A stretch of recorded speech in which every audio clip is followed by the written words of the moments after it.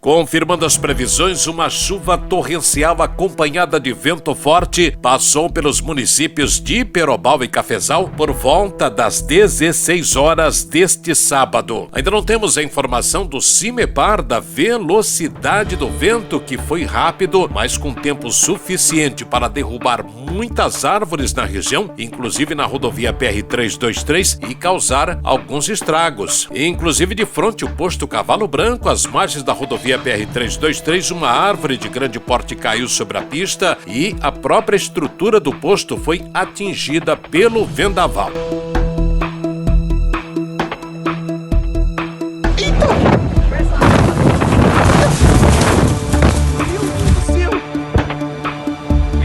Brandão Júnior, o repórter. Credibilidade a serviço da notícia.